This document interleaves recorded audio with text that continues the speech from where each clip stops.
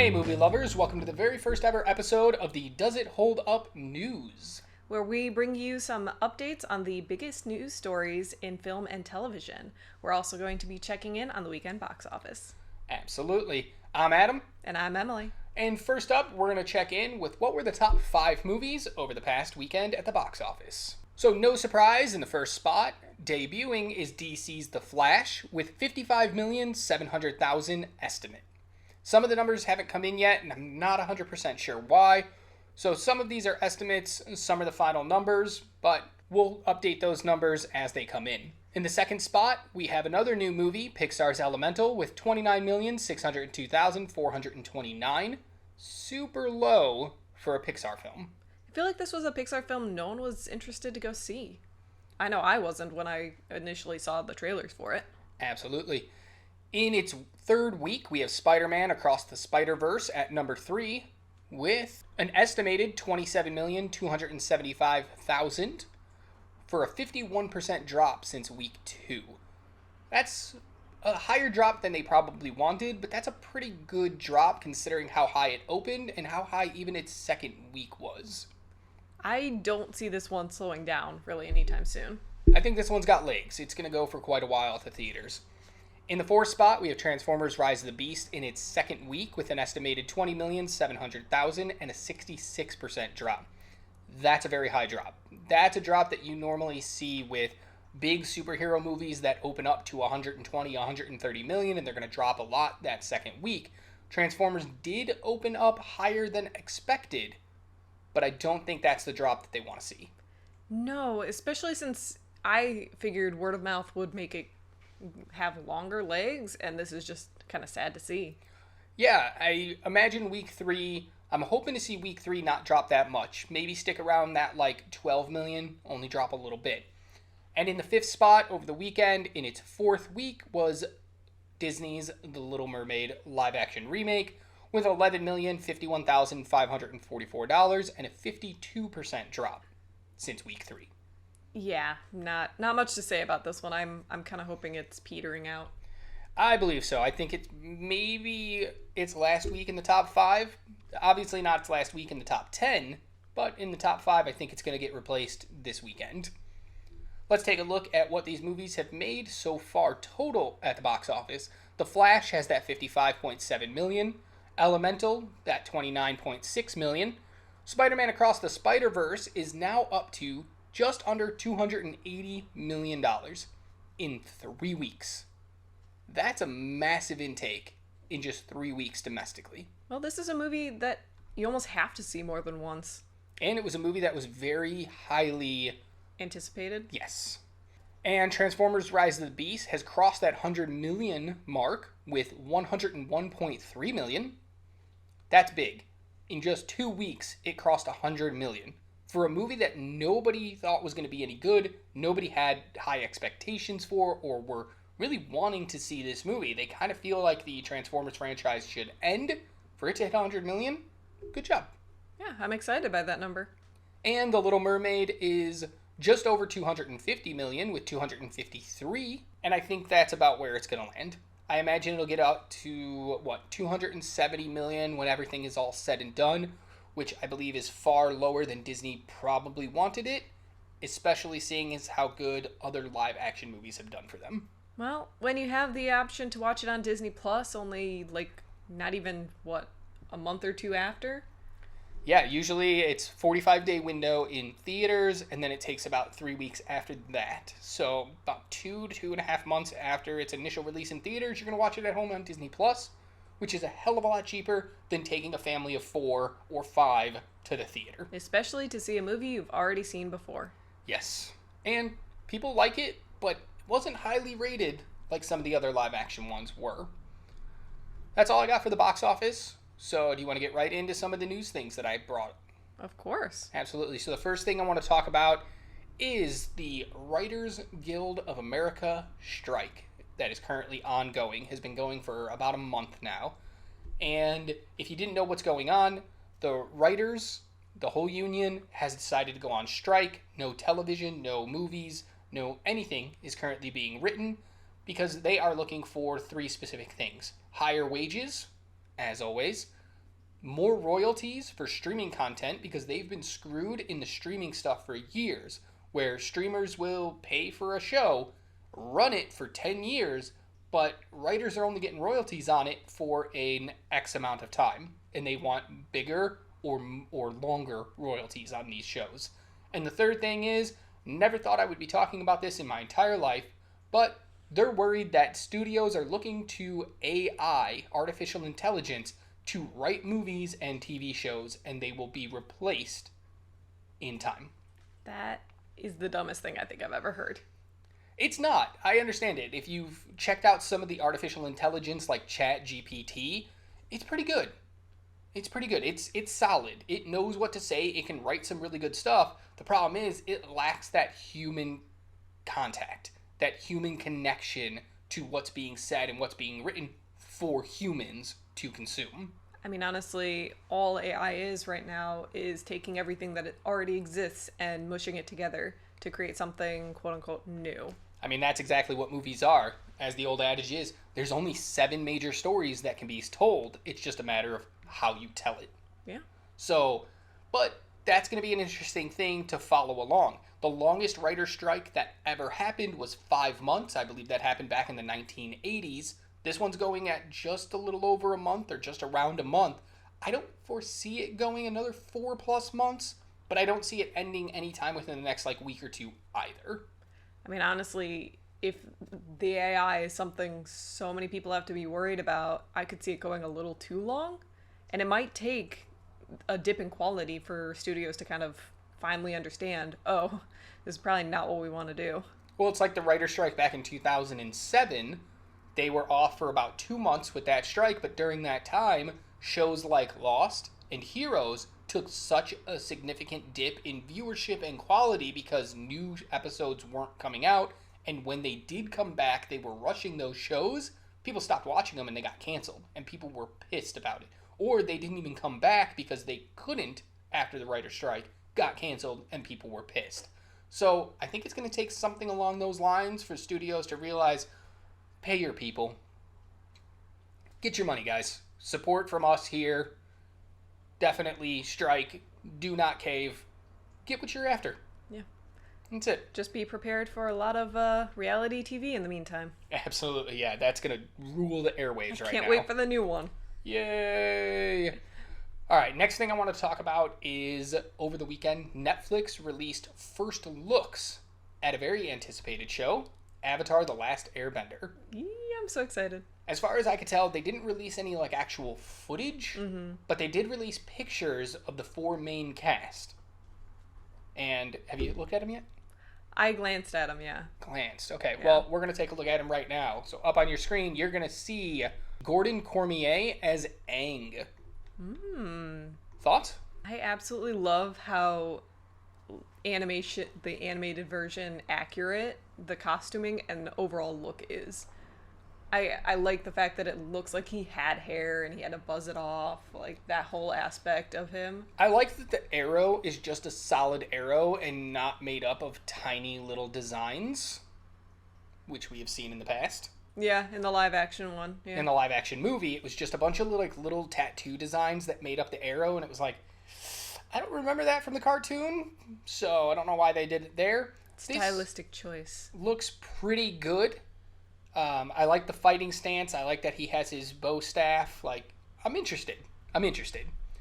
Next up on your screen, you're going to see Kia Wentillo, and I'm sorry if I'm pronouncing any of these names wrong, as Katara.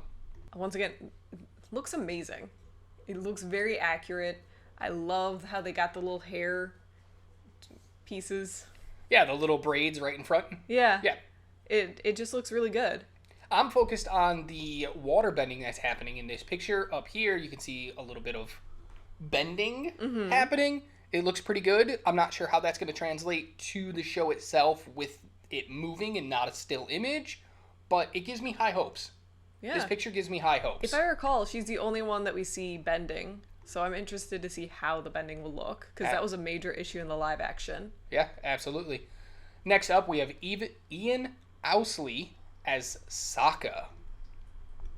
I love the fact that they look like siblings, that they actually look like they're related. Yeah. He looks really good. He looks like Sokka should look. This is what I would picture if I was talking about the animation turned into live action. Though for me, he looks a little old. That's true. But isn't he one of the oldest in the group? I think he's supposed to be like 15. I can't remember exactly. I remember Zuko? Zuko being 15. Yeah, I think Sokka's also supposed to be 15 as well. 14 or 15. So he might look maybe 16. Maybe they're playing with the ages just ever so slightly. But it doesn't look like he's 30 trying to play that age. So Sure. I'll accept it.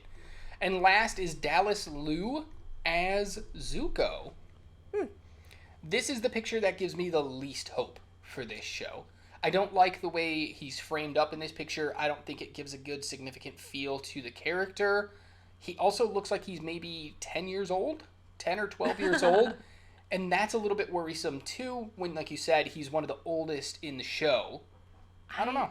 I don't see him as being that young. What I'm more concerned about is the fact that it looks more like a bruise on his eye than a burn.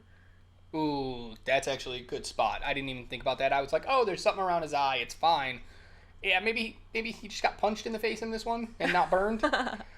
But these all do look really good. I am excited for them. I think this show hopefully is very good and gives the fans something that they've been asking for many, many, many years. I mean, the care that they've taken into a lot of the aspects of these characters really gives me hope. And that's something I have not had since a live action one many years ago. And it ruined it for a lot of people. A lot. All right, next up, I want to talk about The Flash. So we kind of brushed past it really quickly when we were talking about the weekend box office, but The Flash only made an estimated $55.7 million in its opening weekend, which is a far cry from even the worst superhero movies out there. I think this one only beats out, like, The Suicide Squad from 2021, directed by James Gunn. It might only beat out that in one of the lowest openings in recent memory for a superhero movie. It's got a lot of issues surrounding it, so I'm almost not surprised. I mean, I am surprised. I thought this movie had a lot of hype coming in. A lot of people were talking about it. A lot of celebrities were like, oh, I saw an early draft or an early cut and it was so good. Why are you lying? Why are you lying? Fans, I thought, were excited too. This was supposed to, so James Gunn came in and was like, we're going to change up the entire DC universe, and this is the movie that's going to do it. So fans were excited to kind of see where it was going to lead, what they were going to introduce. I'm shocked. I understand maybe word of mouth isn't going to be that good, and the numbers could have fallen off, but to have that low of an opening weekend is super disappointing for the studio, most likely. No doubt. So I'm shocked by that. Now, we're going to go into a little bit spoiler territory, but nothing that really ruins the movie, just something that you might not have known happens in the movie. So in 3, 2, 1. Gal Gadot comes back as Wonder Woman in The Flash towards the beginning of the movie. And it is such a shoehorned cameo that makes zero sense. It actually frustrated me a lot as a moviegoer to see it. For a few reasons. One, you're trying to reboot this entire universe. Why are you rehashing characters that you said are done? Why is she back? Explain that to me, please. Can you? I honestly, because she's at the beginning of the movie, I didn't mind as much as anything that would have, if she was shoehorned in at the end. But it felt very unnecessary. She was very unnecessary in this movie, and I didn't really understand what the point of her showing up is. The other thing that frustrated me while watching it is, again, another spoiler in 3, 2, 1. Jason Momoa makes a cameo in this movie as well as Aquaman, and they set him up that he will continue to be Aquaman moving forward. Mm-hmm. So, in this movie alone, we have Ben Affleck as Batman from the Snyderverse, Gal Gadot as Wonder Woman from the Snyderverse, Ezra Miller as The Flash, and Jason Momoa back as Aquaman. I thought you were rebooting the franchise, and yet all the people are exactly the same still, except for one, Henry Cavill as Superman. Did he sleep with your wife, James Gunn? Did he piss in your cereal? Did he talk bad about Slither? Why does James Gunn hate him so much? It could honestly be that he got a large pop at the end of Black Adam. and he wasn't happy about that. He doesn't want any one person to be bigger than the franchise. Which doesn't make any sense. Look at RDJ. He was bigger than the Marvel Universe for a while until, he made that terrible Doolittle movie. We don't talk about that movie. Oh, God. I know he hasn't made a movie since, but he is going to be in Oppenheimer this summer, so I'm excited, kind of, maybe, to see him again. We'll see. But it's just interesting that he does get a big pop at the end of Black Adam. People are asking for him to continue to be our Superman. And DC is like, no, he's fired. He will not be Superman anymore. And yet they haven't fired anybody else yet. Why him? What did he do? He grew a mustache. Ugh, but that wasn't his fault. It wasn't his fault that you guys had to reshoot the entire movie. So it's just a weird thing that happened, and that's why I don't think The Flash worked. And if you're interested to hear exactly what we have to say about the movie, you can check out the review on our channel right now by clicking the little banner on the screen. Take you right to it. Well, finish this video first, then go check that one out. That's it. Oh, no, I lied. I have one more piece. Yeah. So The Flash didn't do well. We've discussed that. Yeah. I don't think it's going to do very well. I think it's going to barely cross that $100 million mark. But the director, Andy Muschietti, has already signed a new deal with DC. Why? Couldn't tell ya. He is going to direct Batman, Brave and the Bold for the new DC universe. Why? That's just my question for DC right now. Everything you guys are doing, just why? I'd like to believe you have a bigger plan, but something tells me you don't. But you want everyone to think you do. But it's not even just that. It's this guy proved himself in horror. He directed Mama, It, and It Chapter 2. The last two being critical successes and box office successes. But The Flash is a failure. As of right now. Obviously, the entire story isn't written. I could be completely wrong, and over the next 4 weeks, it does $500 million. Mm-hmm. I don't think that's going to happen, but it could. But as of right now, it's a failure. Why wouldn't you wait to see how well this movie is actually going to do before you make a commitment to have him direct another one of your big tentpole superhero films? Because, let's be honest here, Superman and Batman are the tentpoles of DC Comics. Yeah.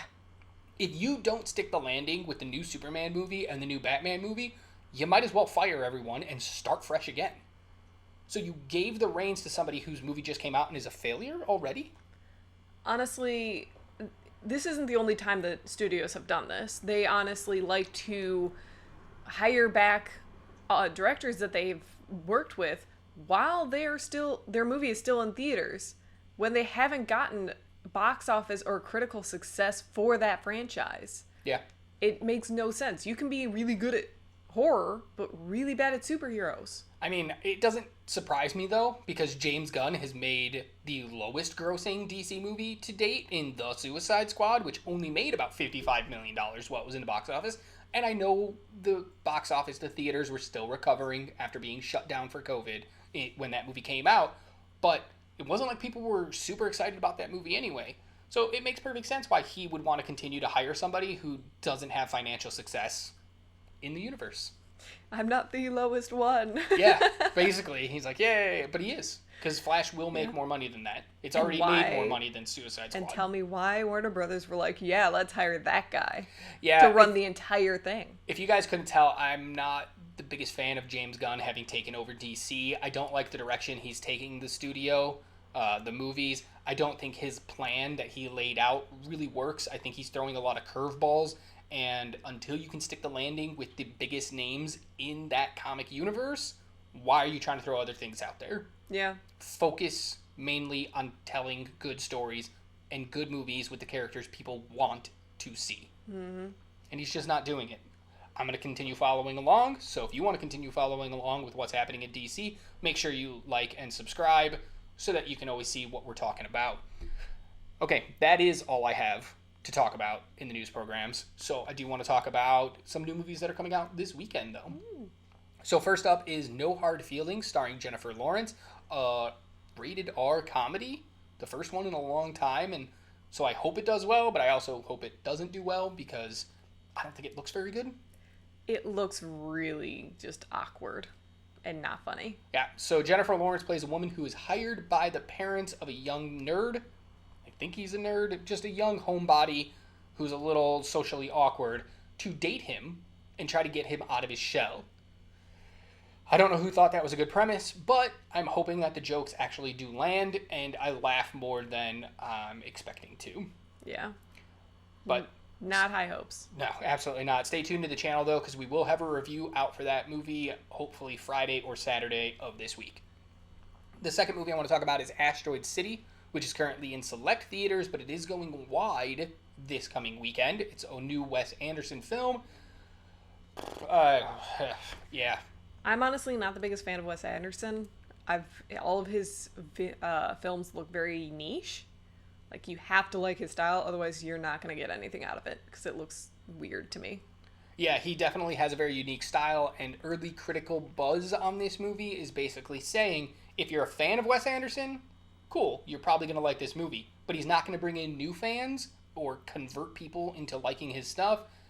And I don't know how that can be successful. I don't know how this man keeps getting money from studios, because it's got a high budget. Have you seen the cast in this? It has half of Hollywood in it. I mean, it's the other half that's not an Oppenheimer. Absolutely. So, I don't know. I won't check this out in theaters. I'm definitely going to wait for this one to come to home video, and so I can stream it or purchase it or whatever then. I'm not going to go see it in theaters, though. I feel like it'd be a waste of time. If you're a Wes Anderson fan, let us know in the comments if you are excited for this movie, and if you think he's kind of fallen off in the last couple of years. I think he already hit his peak in movies with Life Aquatic with Steve Zissou. Great movie.